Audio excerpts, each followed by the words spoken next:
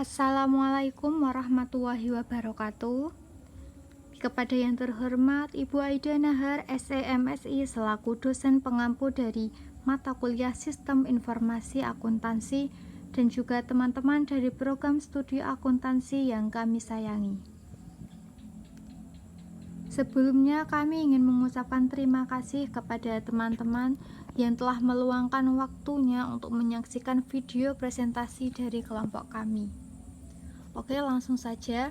Kami dari kelompok 1 yang beranggotakan saya sendiri, Vina Eka Safitri, dan juga dua rekan saya yaitu Heti Wintana dan juga Amanda Avista akan melakukan presentasi untuk memenuhi tugas dari mata kuliah Sistem Informasi Akuntansi mengenai elemen dan prosedur Sistem Informasi Akuntansi. Adapun subbab yang akan kita bahas pada kali ini yang pertama yaitu aktivitas bisnis dan informasi yang diperlukan. Yang kedua yaitu pemrosesan transaksi yang terdiri dari dokumen dan juga prosedur. Dan yang ketiga yaitu laporan yang dihasilkan. Oke, langsung saja. Yang pertama yaitu fungsi utama dari sistem informasi akuntansi. Sistem informasi dari akuntansi memiliki fungsi yang pertama yaitu menciptakan aktivitas bisnis yang efektif dan juga efisien. Setelah tercipta aktivitas bisnis tersebut, maka aktivitas bisnis tersebut dikendalikan secara efektif dan juga efisien. Selanjutnya, mengumpulkan dan juga mengolah data secara efektif dan juga efisien. Sistem informasi dapat mencatat semua sumber daya yang berpengaruh terhadap usaha, semua pihak yang terkait. Dengan fungsi ini, tidak ada satu hal dalam perusahaan yang tidak tercatat. Selanjutnya yang keempat yaitu mengamankan data, informasi, dan juga aset perusahaan. Karena informasi, data, dan juga aset perusahaan merupakan informasi yang sangat penting yang dimiliki perusahaan, dan itu merupakan kerahasiaan dari perusahaan. Selanjutnya yaitu menyajikan informasi yang terpercaya untuk pengambilan keputusan. Informasi yang disajikan harus bersifat relevan karena untuk pengambilan keputusan yang akan datang.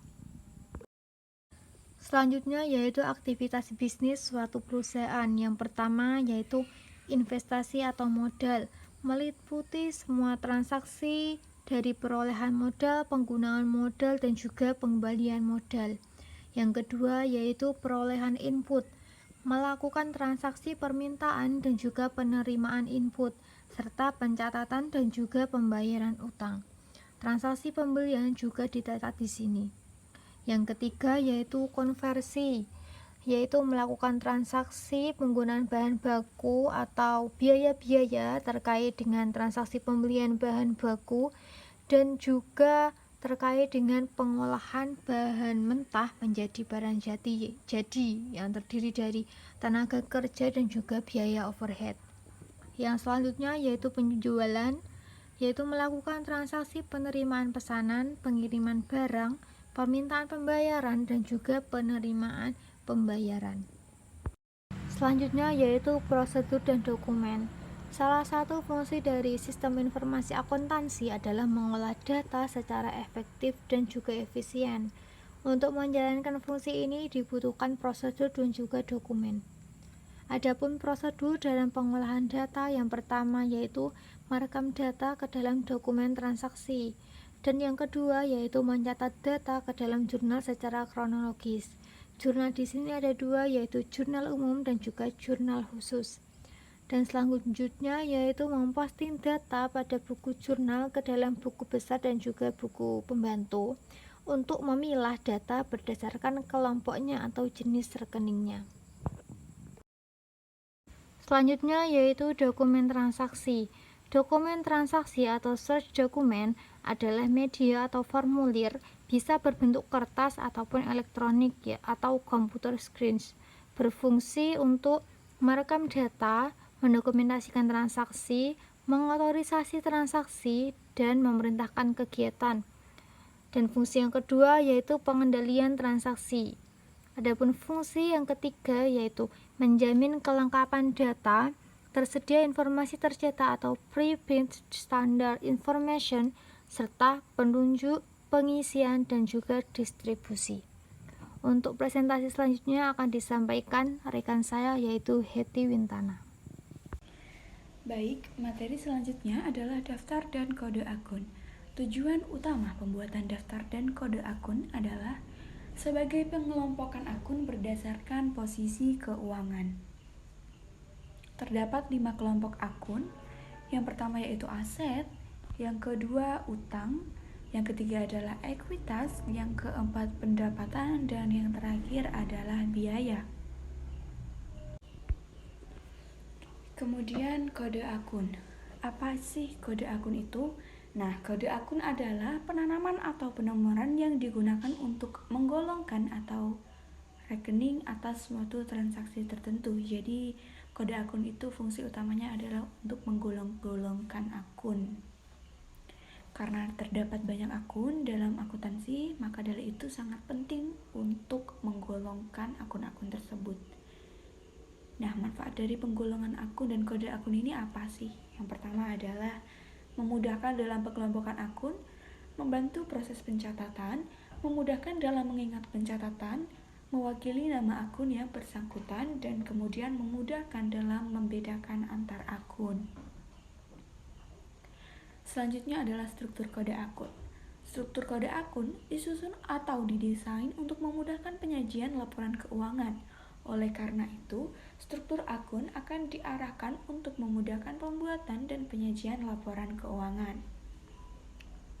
Dalam struktur akun ini, terdapat 3 kaidah struktur kode akun. Yang pertama adalah blocking kelompok, kemudian ada blocking subkelompok, dan juga blocking sub-sub kelompok. Nah, apa itu blocking kelompok? Blocking kelompok artinya kode akun disusun dengan menggunakan blok nomor untuk setiap kelompok akun. Kemudian blocking subkelompok. Blocking kode akun ini tidak hanya sebatas per kelompok saja, tetapi diturunkan sampai kepada subkelompok dan sub-sub kelompok. Blocking kode akun sub-sub kelompok ini juga digunakan untuk sub-sub kelompok. Seperti itu. Kemudian laporan yang dihasilkan dari sistem informasi akuntansi.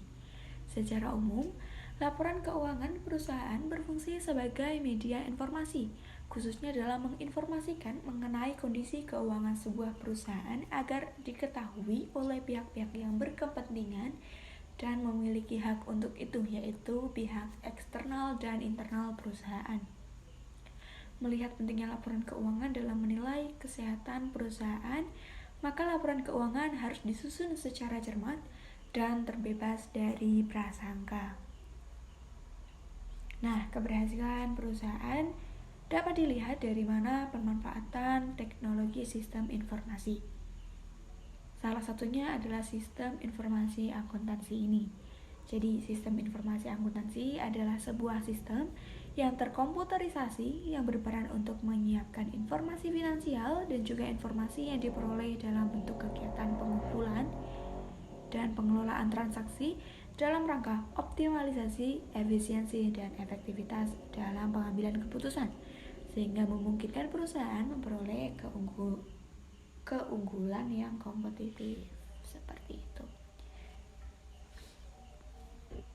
Penjelasan selanjutnya yaitu peran si A. Dalam hal efektivitas perencanaan, pengendalian, analisa, pengambilan keputusan, dan penyajian data laporan keuangan, sehingga dapat dikatakan bahwa sistem informasi akuntansi sangat bermanfaat untuk efektivitas kinerja keuangan, serta kinerja manajemen yang pada akhirnya akan menunjukkan kinerja perusahaan secara keseluruhan. Jadi, di sini peran si A disebutkan untuk efektivitas perusahaan tersebut. Untuk laporan yang dihasilkan oleh si A, yaitu ada laporan keuangan. Laporan keuangan adalah catatan informasi keuangan suatu perusahaan pada suatu periode akuntansi yang dapat digunakan untuk menggambarkan kinerja perusahaan. Laporan keuangan merupakan bagian dari proses pelaporan keuangan di mana biasanya sering dilakukan audit oleh lembaga pemerintah, akuntan, firma, atau lembaga lainnya dengan tujuan untuk memastikan akurasi dan untuk tujuan pajak, pembiayaan, atau untuk investasi.